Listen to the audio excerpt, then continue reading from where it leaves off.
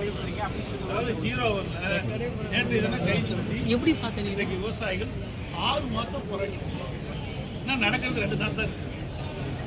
ஏன் இன்றைக்கு என்ன பதில் சொல்றது? என்ன நேற்றைய தினமும் கொடுத்து இது எவ்வளவு முக்கிய பிரச்சனை? 40,000 விவசாயிகள் குடும்பத்துடைய 5 லட்சம் தொழிலாளர்களுடைய வாழ்வாதாரம். இதை போல இந்த அரசு அக்கறையாக எடுத்து அதுக்குரிய பதில் கொடுக்கல. என்ன இன்னொன்று, நான் நேற்றைய தினம் அந்த 55 விதியின் கீழ் நான் அதில் கேட்டிருக்கேன்.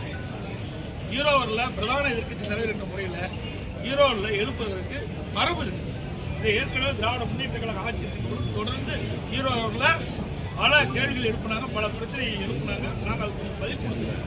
ஆனால் இன்றைய தினம் இந்த அரசு வேண்டுமென்றே திட்டமிட்டு பிரதான எதிர்க்கட்சி தலைவர் பேசுவது பேசக்கூடாது என்ற இதே நிலைப்பாட்டின் காரணமாக பேசுவது மறுக்கப்பட்டது.